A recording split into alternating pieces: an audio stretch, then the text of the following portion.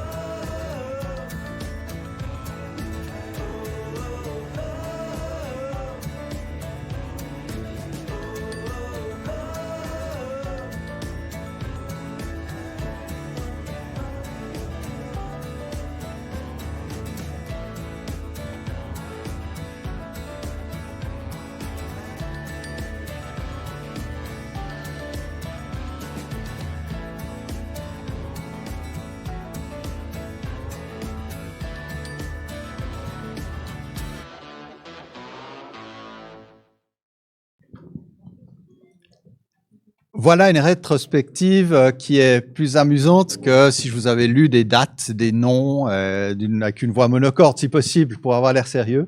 Là, c'est bien. On a traversé ces décennies. Et comme le disait Jean de Corvée, en effet, nous ne sommes pas de ceux... Personne ici ne fait partie de la volée 1926, 25-26. Et nous sommes bien sûr des représentants, par contre, de différentes époques. Donc, on va aller dans l'ordre d'apparition et après, vous vous présenterez les uns les autres. Il y a à ma droite deux étudiants des années 60. Françoise Brocard, 64, étudiante 64. Marc Luthi, 67 à 69. Après, on passe à Daniel Cretenier, 75 à 78. Moi-même, 83 à 86. Et Nirine Jonah, le petit jeune, de 91 à 94. Voilà.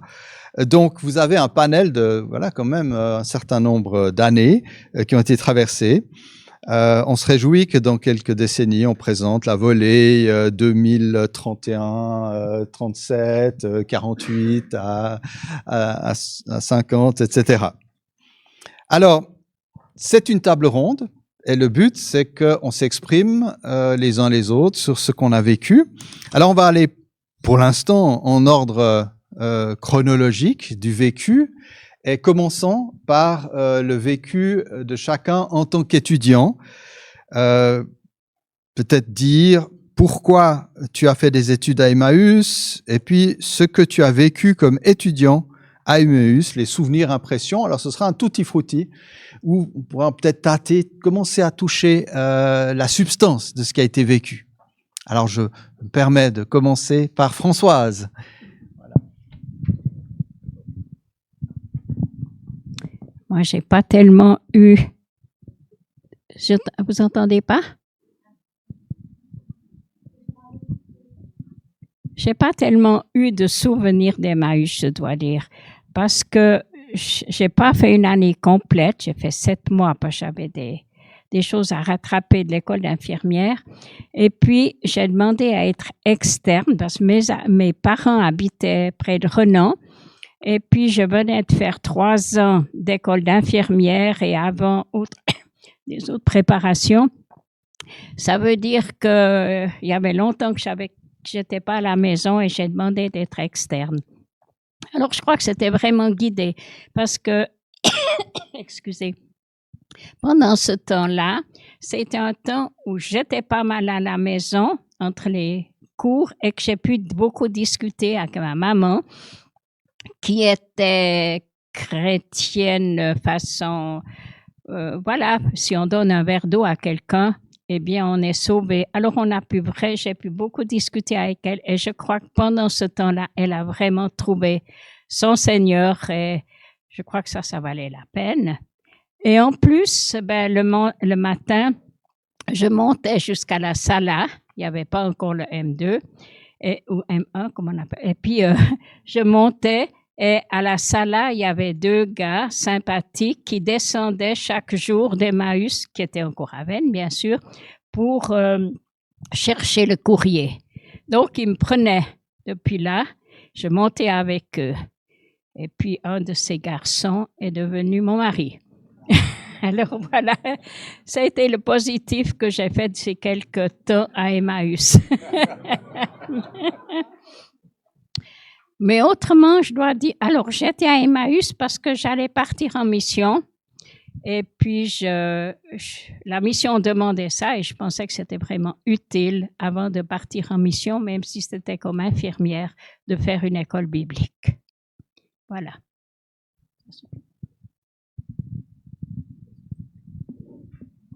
Qu'est-ce que je dois faire?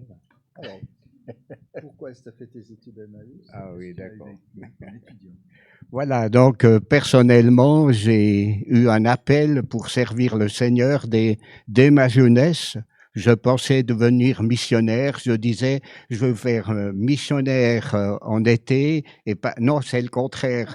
Pasteur en été et missionnaire en hiver, vous comprenez. En fait, si j'ai choisi de venir à Emmaüs, c'est que cette école était bien connue dans notre famille. Mon père avait été dans les premiers étudiants ici Et puis, on avait régulièrement des visites des représentants d'Emmaüs qui étaient invités dans notre église et qui venaient faire de l'évangélisation au village. Donc, ça allait pratiquement de soi que je vienne à Emmaüs. Alors, quels sont les souvenirs qui m'ont marqué? J'avoue que ce qui m'a marqué fortement, c'est la vie communautaire. La joie d'être ensemble avec des camarades nombreux, on était nombreux, et à ce moment-là, on était tenu d'habiter sur place. C'était une exception, toi, mais on réclamait même des gens qui habitaient tout près de faire partie de la communauté. Ça faisait partie de notre formation et j'ai beaucoup bénéficié de cette camaraderie, du fait de vivre ensemble avec des chrétiens de différents milieux. C'était une expérience très positive. Et puis, ce qui m'a marqué aussi, bien sûr, c'est le contact avec les professeurs. Il y avait une panel de professeurs. Je vais trop loin, là, c'est pour la suite. Ah bon? Il y avait toute une équipe sur place. C'est d'ailleurs une des richesses de notre école d'avoir eu sur place des professeurs et qu'on pouvait avoir contact avec eux. Chacun avait sa richesse, sa méthode, sa manière de faire.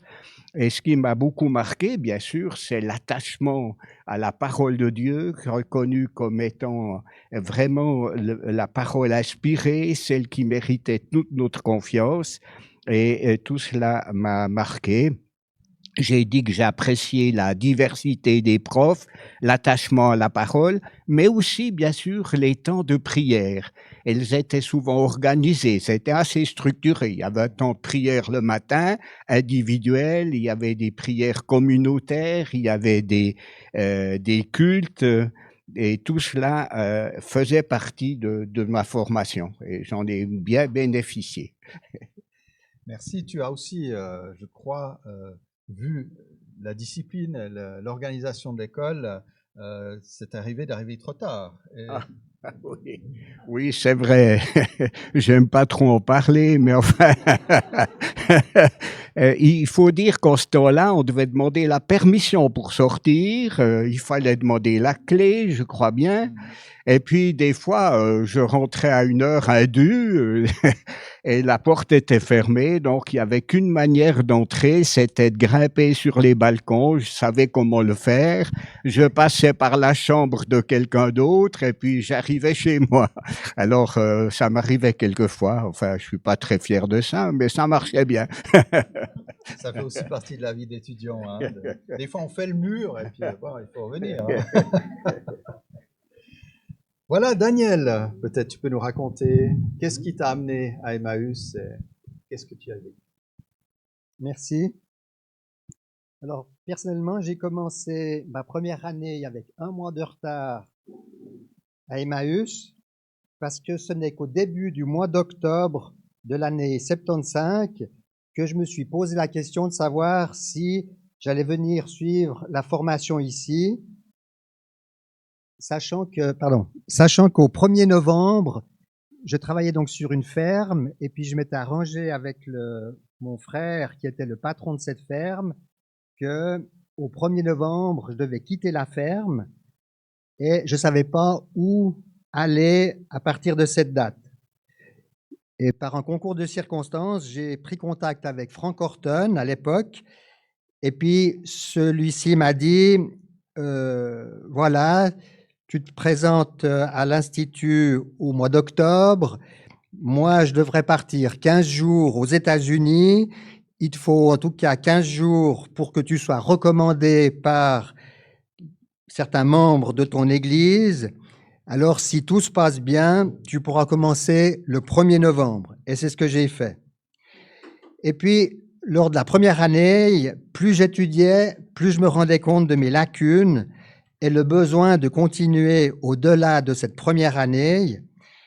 Le problème, c'est que mon frère m'avait dit, si tu fais une année à l'Institut, il n'y a pas de problème, tu peux revenir travailler sur la ferme, mais si tu continues, alors tu ne pourras plus revenir parce que je vais engager un couple marié pour te remplacer, et puis après, il faudra que tu vois pour aller travailler ailleurs. Et quand on est agriculteur, c'est pas évident d'aller travailler sur une ferme simplement comme salarié agricole parce qu'on fait beaucoup d'heures, on ne gagne pas beaucoup, et puis il n'y a pas forcément un intérêt si on n'est pas responsable de quelque chose sur la ferme. Alors néanmoins, le Seigneur, par diverses circonstances, m'a convaincu de la nécessité de continuer plus qu'une année, et j'en ai fait 3. Et puis, même si mon avenir sur la ferme semblait bouché. Alors, bien m'en a pris, puisque non seulement ma foi s'est affermie par l'étude de la parole de Dieu, mais également par les cours qui étaient donnés sur 3 ans à l'époque, comme la théologie pastorale, l'histoire de l'Église, la dogmatique, et puis cerise sur le gâteau, comme Françoise, c'est là que j'ai rencontré celle qui est devenue ma femme, qui a commencé en première année alors que j'étais en deuxième. Ce que j'ai beaucoup appris, pas forcément uniquement par les cours, c'est par le partage d'un compagnon de chambre, parce qu'en première et deuxième année, on devait partager sa chambre avec un autre étudiant.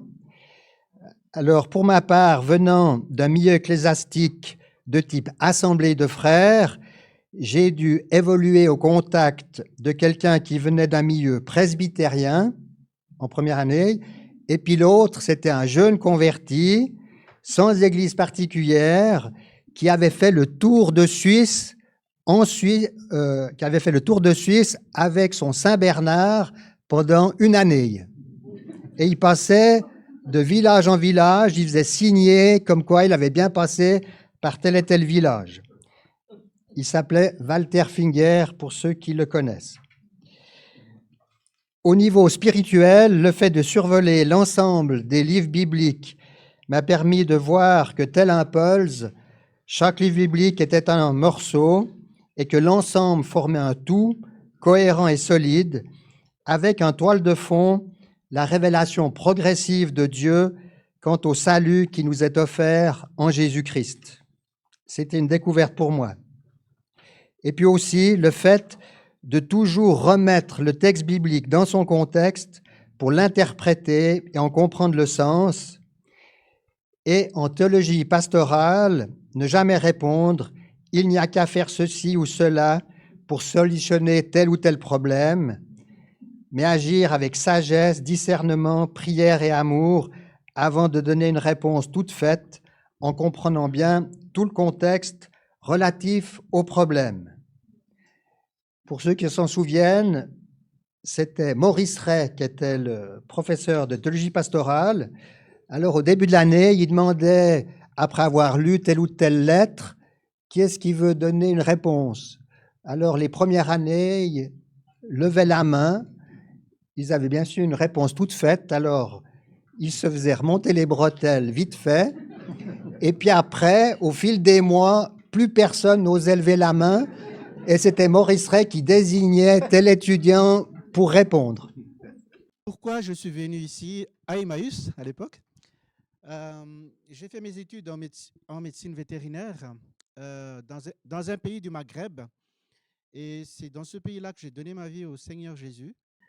Depuis ce jour-là, en fait, je commençais à aimer le Seigneur et aussi à parler du Seigneur partout où j'allais, que ce soit dans le campus universitaire, je voyageais dans ce pays-là pour parler du Seigneur. Et il y avait vraiment ce désir d'être formé pour servir le Seigneur.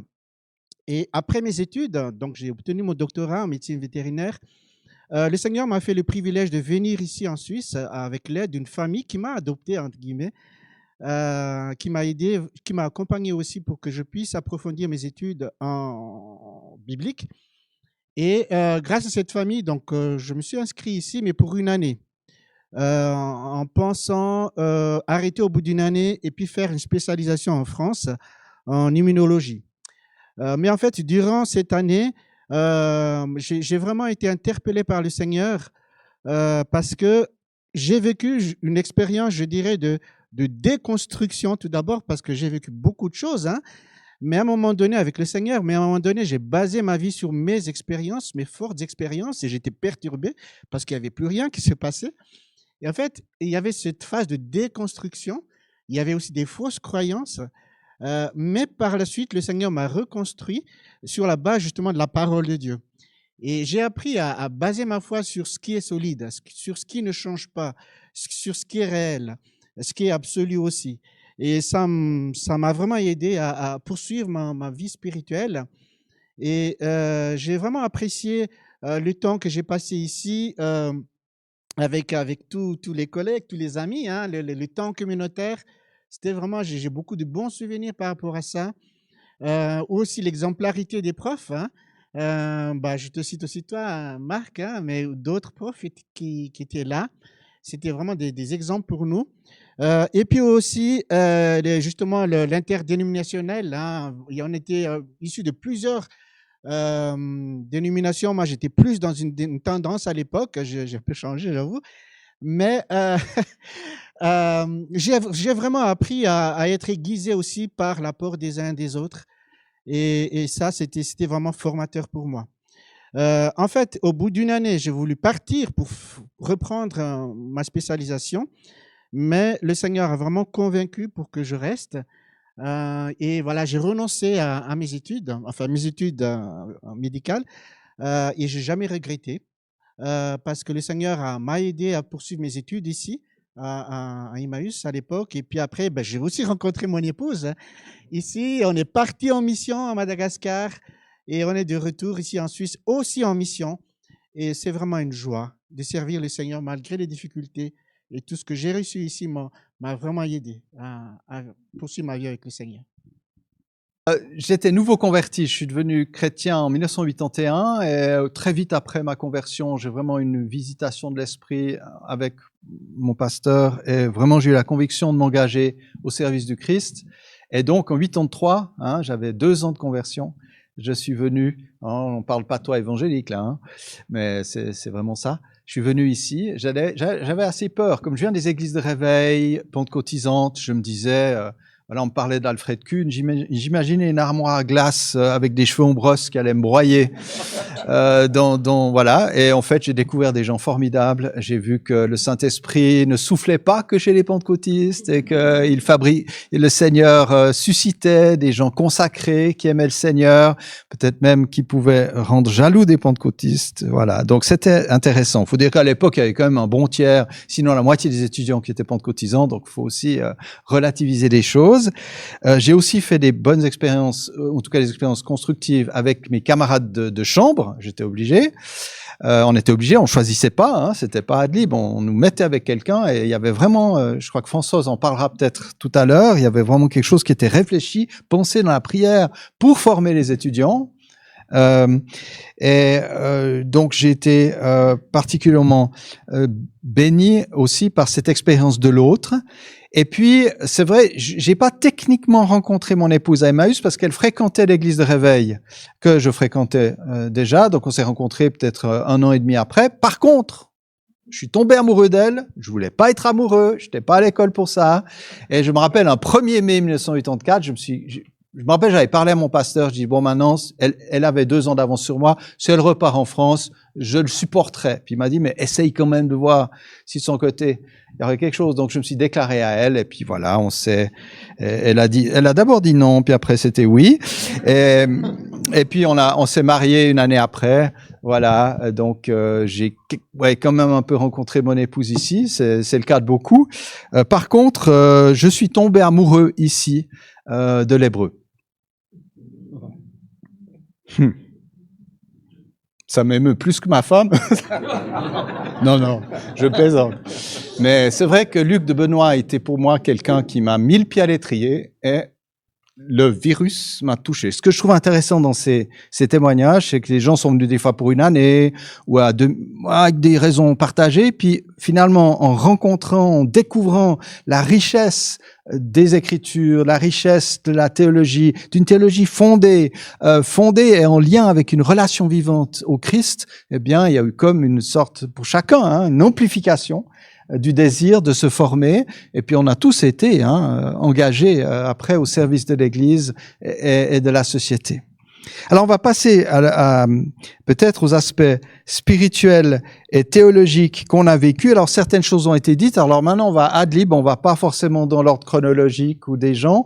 Est-ce qu'il y a voilà, spontanément, on va essayer d'être court pour pouvoir passer à la suite, spontanément des aspects que vous n'avez pas encore évoqués, qui vous touchent, qui vous ont touché en tant qu'étudiant ici, en tant qu'étudiant à l'Institut biblique. Alors, premier main levée, premier servi.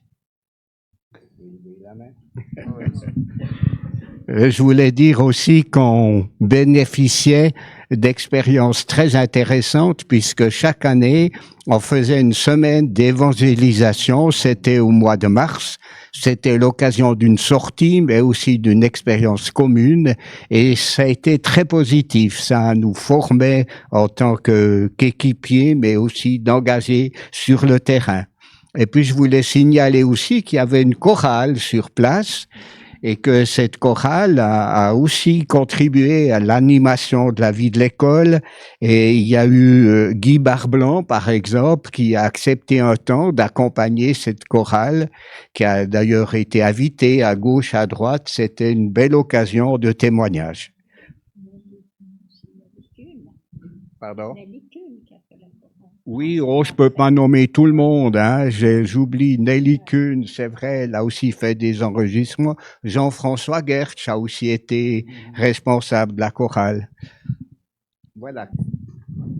Alors pour ma part, fin des années 70, il y avait des tensions qui étaient présentes au sein de l'école avec justement le mouvement charismatique personnifié par des personnes comme Jean-Michel Cravanzola ou Jean-Louis Jaillet par exemple.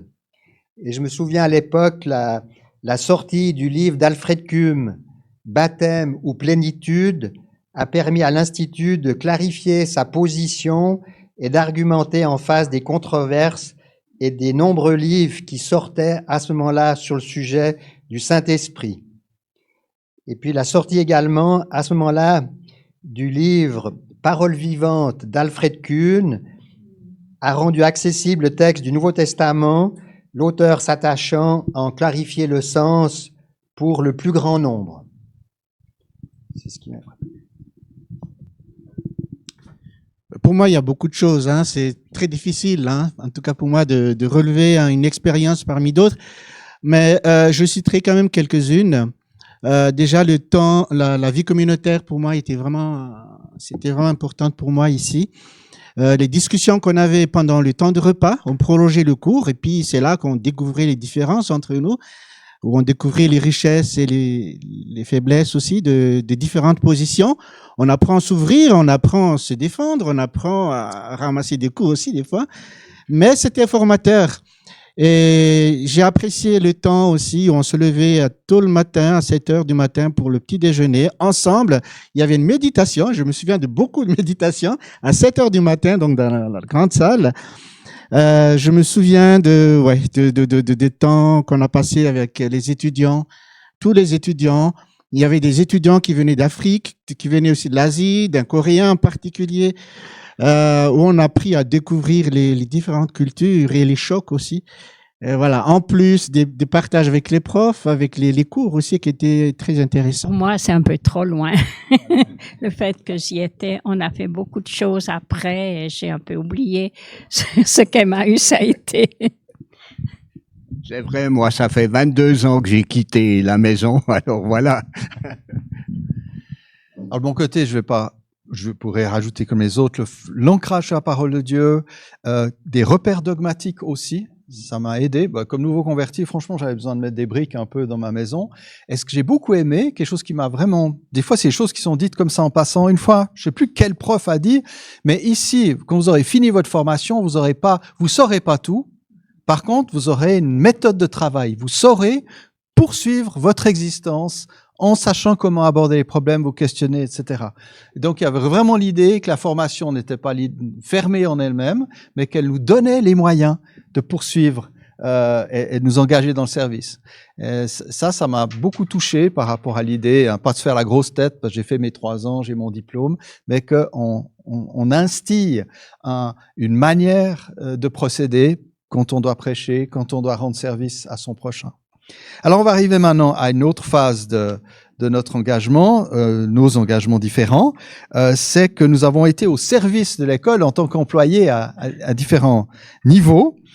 Alors, je sais pas qui, on peut aller dans l'ordre qu'on veut finalement, là aussi, maintenant que vous avez repéré quelles sont nos générations.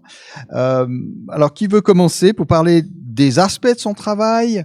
Et puis, on peut y aller. Et puis, après, on parlera aussi peut-être de souvenirs, mais peut-être déjà dire ce que vous avez fait, ce que chacune a fait à Emmaüs, au service de l'école. Merci. Je crois que j'ai été bien introduite avec tous ces gens qui ont dit qu'ils ont apprécié d'avoir 2 personnes qu'ils étaient 2 en chambre. Et puis, alors que c'est souvent ce qu'on dit, oh, mais qu'est-ce que c'était Emmaüs? On devait partager la chambre avec quelqu'un. Eh bien, vous m'avez ouvert le chemin. C'est-à-dire que mon travail particulièrement, c'était donc l'intendance, réfléchir comment, quand les étudiants vont arriver, comment préparer les chambrées. On le faisait particulièrement avec Anne-Marie Horton et après avec Claire-Lise. On essayait, c'est vrai, de mettre souvent 2 personnes venant de régions différentes ou de langues différentes, parce que les francophones pouvaient aider les autres dans leurs études aussi. Et comme il a été dit, ça a été malgré tout, ça a été apprécié d'être 2 en chambre, en tout cas jusqu'à 30 ans. 30 ans, on avait le droit d'avoir sa chambre. Et puis, quelqu'un qui est en mission ou qui a été en mission m'a dit, tu sais, à Emmaüs, ce qui m'a le plus apporté et aidé dans la vie communautaire de mission, c'est le fait qu'on était 2 et qu'on devait s'accepter l'une et l'autre. Donc, c'était en somme mon travail au début de lire un peu les dossiers puis de mettre 2 personnes ensemble, 2 hommes ou 2 femmes. Et puis, aussi, c'était aussi de préparer. Alors, on avait tous les repas, se faisait ici, le jardin et tout. Alors, c'était de réfléchir avec le ou la cuisinière qui faisait qu'est-ce qu'on va faire comme menu, qu'est-ce qu'il faut préparer comme commission. Pour moi, c'était un peu difficile parce que j'arrivais d'Afrique où on ne choisit pas tellement les morceaux de viande.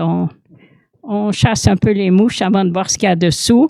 Donc, c'était toute une expérience pour moi. Mais en tout cas, quand on est arrivé, on avait une cuisinière très efficace qui savait, on a fait ensemble. Et puis, préparer aussi les travaux pratiques. Vous savez que pour que les étudiants puissent venir en payant le minimum, chacun devait faire une demi-heure le matin pour nettoyer les couloirs, les WC, un peu. Chacun y mettait, mais alors il fallait organiser, que chacun ait son coin à faire. Et puis l'après-midi, je crois que c'était 3 après-midi par semaine, ils avaient 2 heures de travaux pratiques. 3? Ah, ben, tu vois.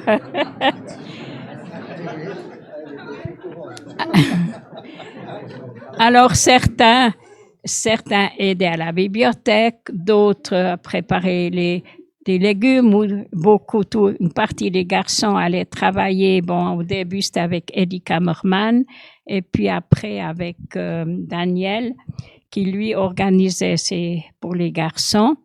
Et puis, il y en avait qui travaillaient pour Monsieur Kuhn, faire des recherches. On regardait un peu quand même les dons des uns et des autres ou bien l'adaptation des uns et des autres. Et l'été, on avait aussi, les étudiants venaient pour 3 semaines parce qu'on avait beaucoup de groupes et des grands groupes. Souvent, le samedi matin, avant 10 heures, un groupe de 100 personnes partait et puis d'ici 3 heures l'après-midi, un groupe de 100 personnes arrivait. Donc, il fallait refaire toutes les chambres et puis mettre linge sale, mettre linge propre. Alors, il y avait aussi tout le travail de la buanderie, bien sûr. Là, on avait Paulette et puis des étudiants qui aidaient. Et oui, il y avait pas mal il y avait assez de travail. Il faut dire qu'il y avait un grand jardin et puis que la salade, une partie des légumes et beaucoup de choses venaient de ce jardin. En tout cas, on a eu une fois la visite d'une ancienne cuisinière et puis elle a dit « Mais il n'y a plus de jardin !» Oh, alors je donne plus d'argent à Emmaüs. Et puis, donc ça remplissait le temps. Et puis on allait avec Jean-Pierre aussi faire les commissions en ville. Il y avait quelqu'un qui fournissait le fromage, le pain, etc. On avait les réseaux bien adaptés. Et j'étais aussi l'infirmière, c'était mon métier, alors c'était pas, j'ai jamais fait des grandes choses ici, mais aussi le contact avec le médecin. Juste un exemple, un jour, je reçois de la secrétaire du médecin un téléphone, puis elle me dit, mais Monsieur Bombimbo, il est là? C'est un Congolais très sympa. Puis j'ai dit, bah, écoutez, je sais pas, je vais aller voir dans sa chambre. Oh, mais il avait un rendez-vous pour 2 heures. Je vais dans sa chambre, il est en train d'étudier. J'ai dit, mais tu fais quoi? Mais tu n'as pas été au médecin? Puis il me dit, mais il pleut. Il pleut. Alors on ne sort pas s'il pleut. Et puis, ouais, pas mal de choses. Pour ça, et notre séjour en Afrique nous a aidés pour plusieurs maladies que les Africains ont apportées d'Afrique et qui ne sont pas tellement connues ici. Alors voilà, c'était... On est resté 14 ans ici et c'était en vitesse mon travail.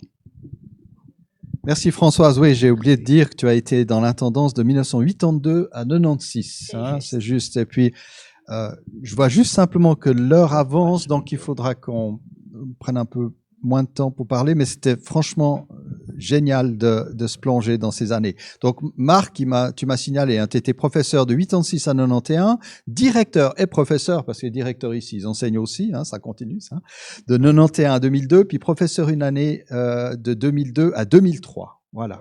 Si tu peux me parler de ce que tu as vécu dans ces rôles-là.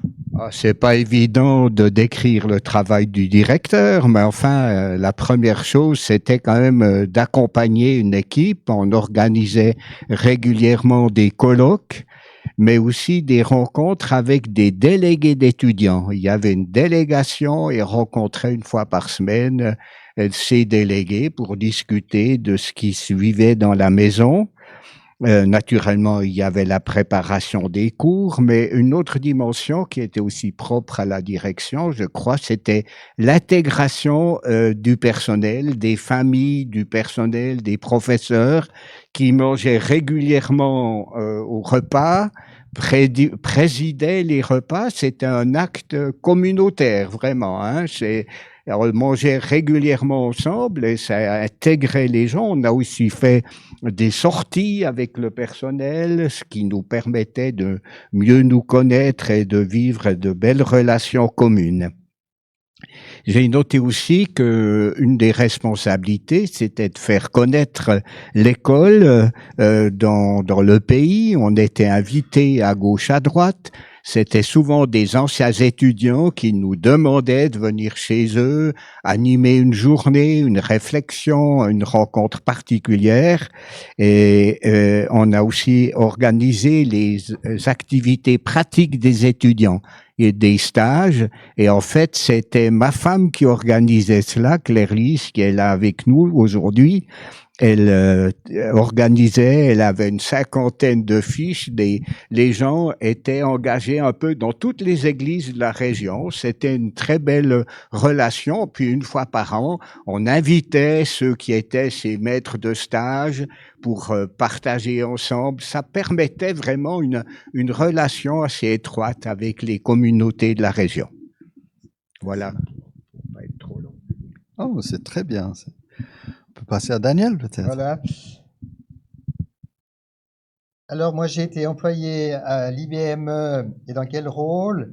En tant que responsable des bâtiments du campus et des extérieurs, comme Françoise a dit, avec la production de légumes du jardin, mais également de faire les foins et les regains à l'époque. Et puis, ces foins et ces regains étaient vendus pendant l'hiver au manège de Saint-Légier. Et à l'époque, ça rapportait, avec les paiements directs, 10 000 francs à l'Institut. Et puis, donc moi, j'ai été en 2 temps employé à l'Institut, de 92 à 2006, 14 ans, de 2012 à 2019, 7 ans, ce qui fait 21 ans en tout. Et pendant les 14 premières années à l'IBME, comme Françoise a dit, il y avait les travaux pratiques. les TP, qui faisaient partie de la formation des étudiants, et puis les tâches pratiques étaient censées préparer les étudiants à la mission et leur apprendre à évoluer dans un cadre différent de ceux dont ils avaient l'habitude. Puis le deuxième aspect consistait à diminuer les frais d'écolage, les travaux pratiques permettant de réduire la masse salariale de l'Institut. Alors pour ma part, je devais prioritairement organiser, comme Françoise a dit, les travaux pratiques des étudiants, l'après-midi en particulier. Et puis après 14 ans passés à ce poste, j'ai passé d'un 100% à un 50%, parce que l'autre 50%, c'était pour reprendre le poste pastoral de l'église du Rocher à Vevey. Et puis, après 3 ans avec ce statut-là, j'ai été licencié par l'Institut parce que mon poste a été remplacé par un jeune qui était à l'assurance invalidité. Alors, j'étais contraint de quitter l'Institut. On a dû trouver un autre logement en famille ainsi qu'un autre emploi à 50%. Et puis, après avoir travaillé pendant 1 année et demie à 50% chez un paysagiste, l'autre 50%, j'étais ce qu'on appelait le berger des bénévoles dans la transformation de locaux commerciaux en église, ce qui est devenu la passerelle à Vevey. Et puis, j'ai été conduit par la suite à me mettre à mon propre compte pour offrir à des églises des œuvres chrétiennes et des particuliers la possibilité de faire appel à moi pour diriger leurs travaux de rénovation. C'est ainsi que pendant 4 ans, j'ai travaillé à mon compte dans ce domaine. Jusqu'au jour où j'ai reçu un appel téléphonique de Jean me demandant si je ne pouvais pas envisager de revenir travailler à l'Institut comme responsable des bâtiments et des extérieurs. C'est ainsi que je suis revenu pour travailler ici à 7 ans de la retraite. Quel souvenir de la vie de l'école pendant cette période? Eh bien justement, ce qui m'a le plus frappé à mon retour en 2012, je trouvais que l'état d'esprit dans l'école avait changé. Celui-ci se manifestait par la convivialité et l'amour fraternel à tous les niveaux. Et je pense que pour ma part, la venue de Jean et de Patrick à la direction de l'école en sont l'élément principal. Leur foi, leur personnalité, leurs compétences dans leur domaine de responsabilité et leur confiance dans leurs collaborateurs en sont l'exemple et le témoignage.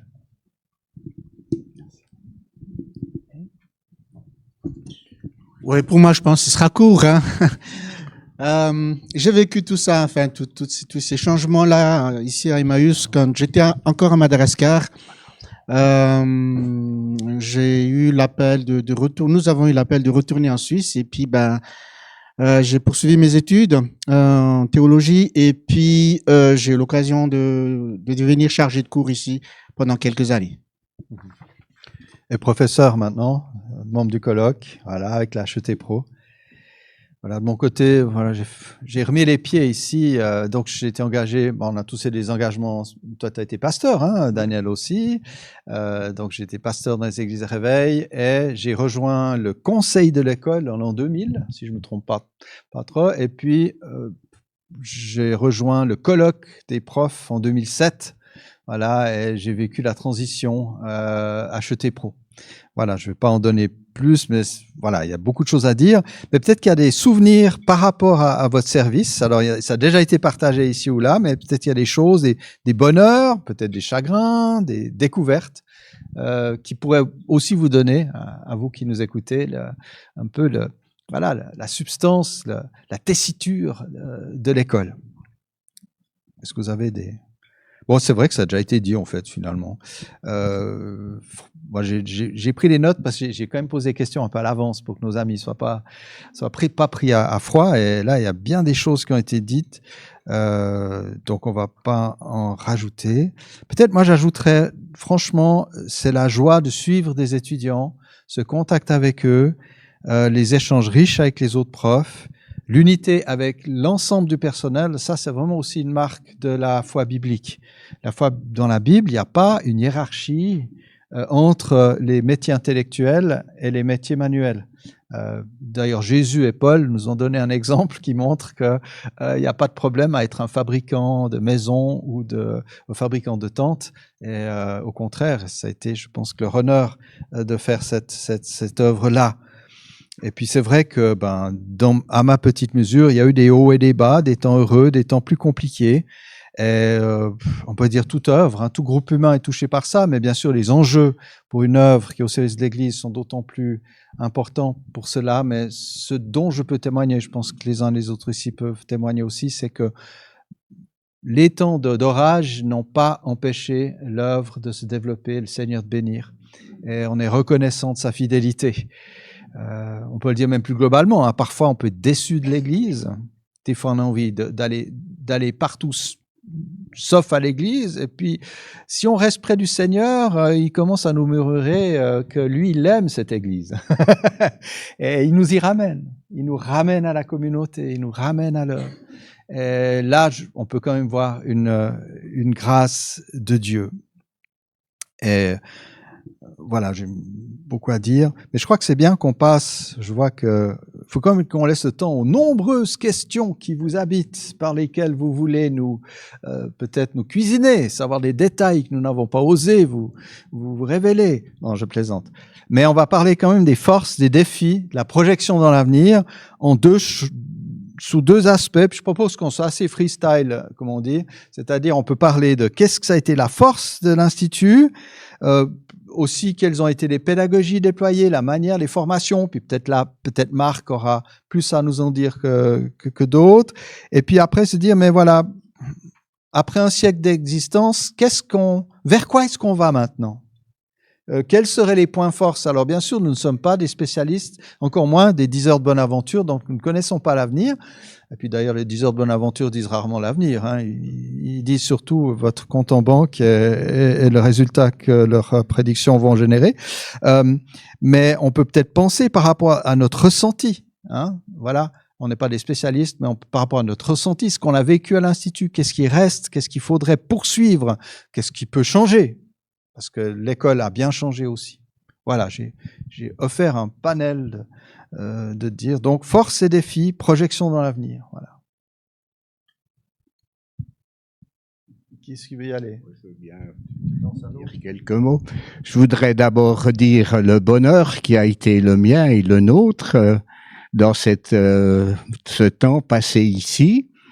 Le bonheur, ça a été de travailler en équipe. C'est vrai que c'était une riche équipe, variée, et on vivait de beaux moments ensemble. Bien sûr, quand on parle d'équipe, il faut aussi reconnaître que ça peut être l'occasion aussi de tensions et de difficultés, mais nous avons vécu de très belles choses. J'ai beaucoup aimé le temps passé à l'étude de la Bible, à l'enseignement, et le contact avec les étudiants. Ça m'a beaucoup manqué quand j'ai quitté parce que c'était quand même une faveur de pouvoir vivre ensemble avec des gens qui avaient un appel et qui avaient la soif d'écouter la parole et d'échanger avec eux. J'étais aussi dans les profs conseillers, c'est-à-dire on accompagnait les étudiants. Il y avait une relation personnelle très riche, qui était riche à la fois pour moi et pour les étudiants. C'était une toute belle expérience. Alors, ça nous a quand même beaucoup manqué quand nous avons mis fin à notre collaboration ici sur place. Et puis, par rapport à la formation, il y a une dimension qui était importante, c'était la dimension missionnaire. École biblique et missionnaire. Et il faut reconnaître que bon nombre d'étudiants qui venaient ici étaient envoyés par les sociétés missionnaires. Ils venaient pour parfaire le français, pour avoir une formation biblique minimale, en tout cas, une année. Et ça a été une richesse de notre école. Il y avait d'ailleurs un groupe qu'on appelait l'ESMA. C'était un groupe d'étudiants qui avait à cœur de développer la mission. Et ils avaient par exemple un projet mensuel un projet missionnaire, et puis ils disaient, ben, cette fois, on va aider le Tchad, et si vous voulez donner un coup de main, ils vendent des cakes, ils invitaient à la prière, à des temps d'engagement, et tous les 4 ans, il y avait ici une conférence missionnaire internationale pour les différentes écoles bibliques qui étaient impliquées dans ce mouvement. Seulement ici, c'était dans d'autres écoles Oui, dans toutes les écoles. Ouais, on n'était pas les seuls. On a été à la Morlaix, on a été à plusieurs endroits. Ça crée aussi une unité entre nos différents lieux de formation. Il y avait des relations aussi directes avec des missions comme la Fédération missionnaire évangélique francophone, ça se disait la FMEF. Et il y avait aussi des relations avec les églises de la région. On avait beaucoup de contacts. Et une des choses que je voudrais quand même rappeler, c'est qu'on organisait ce qu'on appelait des conférences, pas des conférences missionnaires, des portes ouvertes.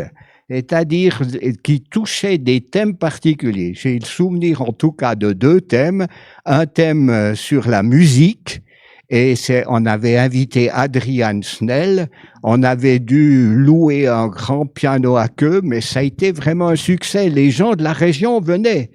Et c'était l'occasion d'un contact avec eux. On a aussi fait sur le chrétien et la politique. On avait invité Claude Ruet, par exemple. Et c'était des journées qui étaient ouvertes à toute la région. Les gens venaient et c'était une belle occasion de relations, de contacts et de formation ouverte pour tout le monde. Voilà, ben j'arrête là, c'est bon. C'est excellent. Alors, avant de répondre à la question des défis que la HET Pro doit affronter aujourd'hui, j'ai d'abord répondu « a dû affronter ». Et il me semble que la venue de la Ligue sur le campus, avec la transformation d'un bâtiment de 3 logements en bureaux en était un, l'isolation périphérique complète du bâtiment principal, des fondations jusqu'au toit, par diverses entreprises. Vous pouvez voir des photos à la réception sur ces travaux. Le réaménagement de la structure interne du bâtiment, de l'ensemble, on a changé 170 fenêtres du bâtiment par nos soins, en réaménageant également certains étages pour les adapter aux besoins actuels. Par exemple, il y a des bureaux qui ont été transformés en cuisine avec salle à manger pour groupe en autogestion, c'est dans la partie nord des bâtiments. Il y a des studios qui ont été agrandis en 2 pièces pour permettre différentes variantes. L'ancienne bibliothèque qui a été transformée en chapelle et salle de cours. La réserve de literie qui a été transformée en bureau et salle de conférence, etc. Et puis à la ferme, il y a aussi eu l'isolation complète des appartements qui étaient sous les combles. Il a fallu les rafraîchir pour permettre la venue de la Fondation Bethel de Blonay, qui est chargée d'aider plusieurs personnes à moyen et long terme à retrouver la vie active. Et puis concernant les défis que la HET Pro doit affronter aujourd'hui, il me semble que c'est de rester un lieu de formation évangélique et puis aussi à faire grandir chaque étudiant dans sa spiritualité personnelle avec Dieu, en développant en lui la connaissance de la parole de Dieu pour lui permettre de l'interpréter, la comprendre, la mettre en pratique et la transmettre à d'autres.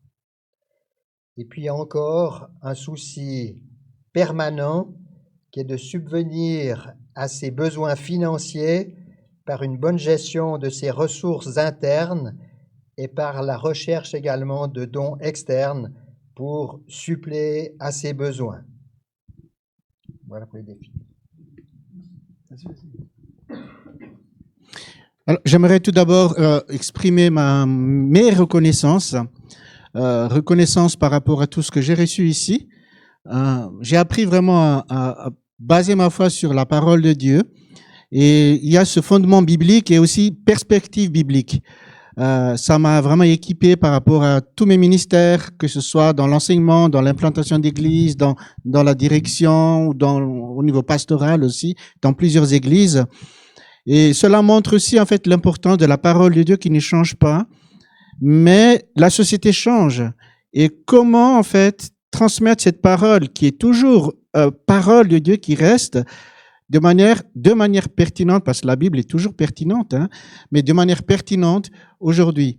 Et c'est là où je vois le défi actuel par rapport à la mission. On est maintenant dans une situation, dans une société où on vit dans une sorte de déchristianisation, où il y a le changement du visage du christianisme, hein, ça devient beaucoup plus multiculturel aussi. Le profil de missionnaire change aussi. Les défis sont là, mais nous avons aussi l'assurance que le Seigneur est là. La parole de Dieu est toujours actuelle et ça nous encourage à aller de l'avant. Les défis, je dirais, c'est comment être ensemble dans une mission aussi que le Seigneur nous confie. Et j'aimerais aussi exprimer ici ma reconnaissance à tous nos aînés, à toi Marc, à tous ceux qui nous ont précédés ici, à vous tous qui nous soutenez par la prière, à vous tous qui êtes engagés. Dieu continue à agir. Les défis sont là, mais nous sommes ensemble et soyons alignés sur ce que lui il a prévu pour nous. Si on regarde l'histoire de l'Institut Emmaüs, c'est impressionnant de voir les évolutions, les développements. Ça s'appelait Institut Emmaüs, c'est encore écrit sur la plaque en bas. Après, c'est devenu Institut Biblique. Après, Institut Biblique et Missionnaire. Et maintenant, HET Pro. Et puis, il y a eu un institut missionnaire hein, qui a été quelques années ici. Donc, vous voyez, toutes sortes de chantiers. Avec la HET Pro, je pense qu'il y a quelque chose d'intéressant. Bon, le changement de sigle et de nom est moins important. De toute façon, Emmaüs, c'est toujours resté comme une présence, voilà, et toujours un peu là au niveau du mot, du brand, comme on dit en anglais, voilà. Mais ce que je trouve intéressant avec la HET Pro, c'est que l'ouverture, notamment dans le corps enseignant, à plus de représentants de l'Église réformée, a été en quelque sorte un retour à ce qui se vivait dans les années 60-70 avec Maurice Ray, Philippe de Corvée, et puis Emmaüs dans les années 70 était encore reconnu par l'Église réformée vaudoise pour la formation diaconale. Et là, on se retrouve maintenant avec une composante élargie. Parce qu'il y a eu toujours ce défi de ne pas être simplement les représentants d'un courant spirituel. Alors, on parlait des courants non charismatiques un temps, mais il y avait toujours une bonne partie d'étudiants pentecôtisants et charismatiques, mais ça a été un défi. C'est vrai que Emmaüs a longtemps été le lieu de formation des assemblées. Les responsables d'église, pas forcément toujours pasteurs, venaient se former ici. Mais aujourd'hui, bien sûr qu'on voudrait pouvoir bénir, et on le fait, un panel plus large du corps de Christ.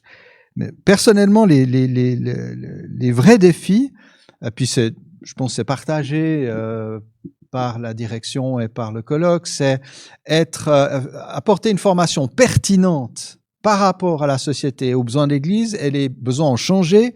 La structure internat sur 3 ans à temps plein, c'est une minorité d'étudiants qui peuvent entrer dans ce schéma. Mais déjà de ton temps, Marc, c'était déjà moins le cas. Bon, il y a eu une belle période, mais après, dès les années 2000, on était déjà dans un système beaucoup plus d'étudiants qui viennent à temps partiel en organisant les cours de cette manière.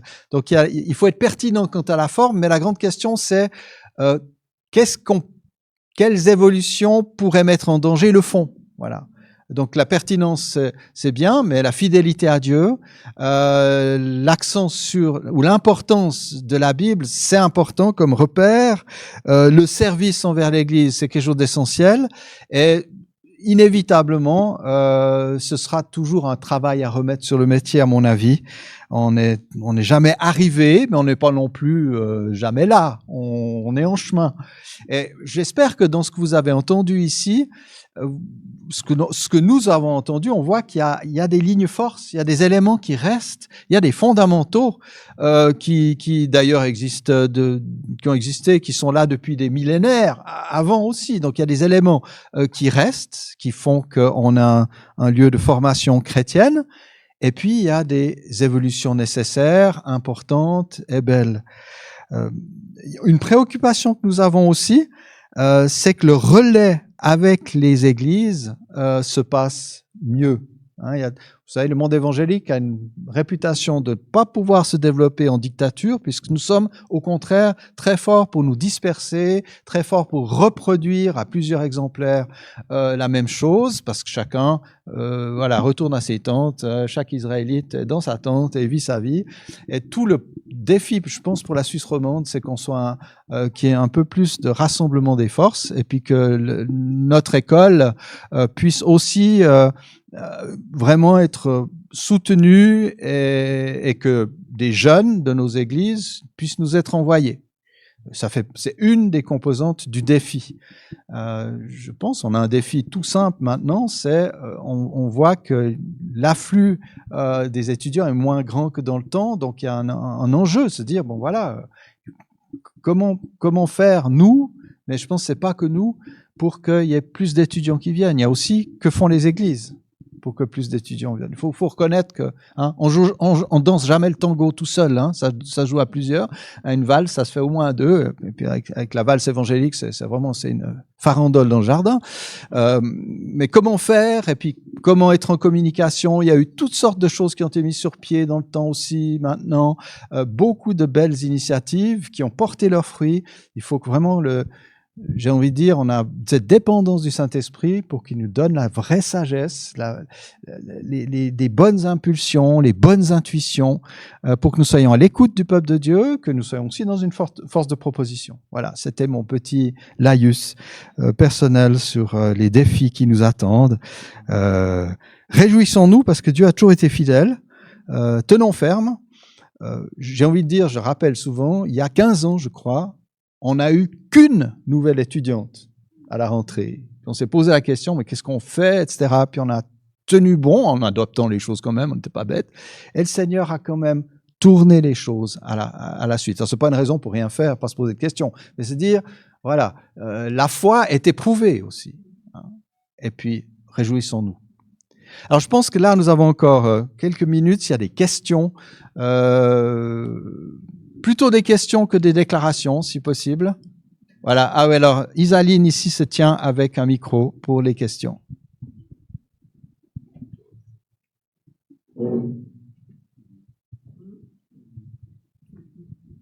Moi, ce n'est pas une question, mais c'est une reconnaissance, parce que je suis une étudiante peut-être un peu particulière, parce que j'ai fait les sessions d'hiver.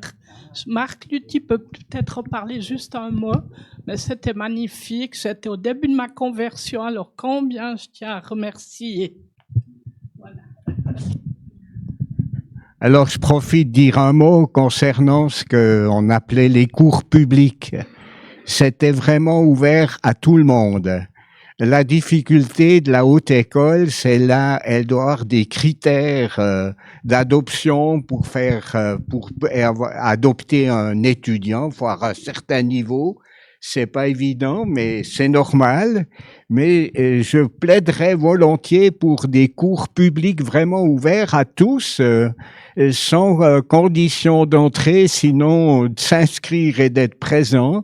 Et c'était des cours où il y avait quand même pas mal de gens qui venaient un peu de toute la Suisse romande, et tu dis que tu en as profité, et c'est une des choses que j'aimerais encourager.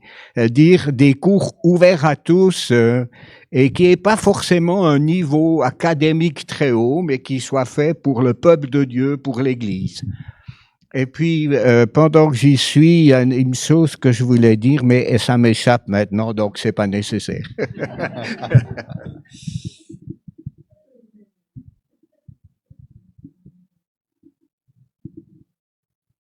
Oui, je veux quand même le dire. Je me suis réjoui de ce que la haute école intègre les différentes tendances évangéliques.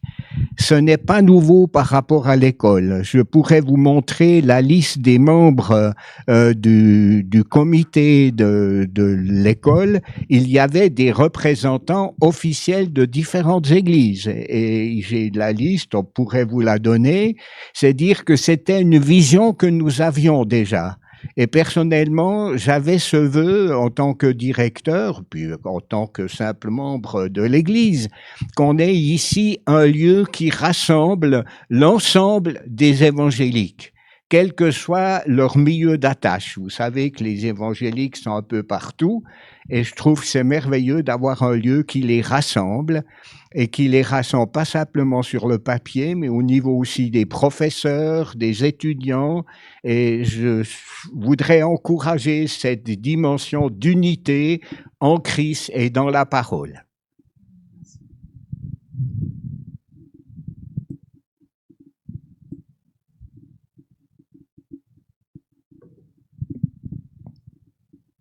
S'il n'y a pas d'autres questions, il nous reste 5 minutes, c'est peut-être pas assez, mais on pourrait quand même prendre un temps. On est une école de formation spirituelle, un lieu de formation biblique mais spirituelle, et la parole de Dieu nous incite à prier.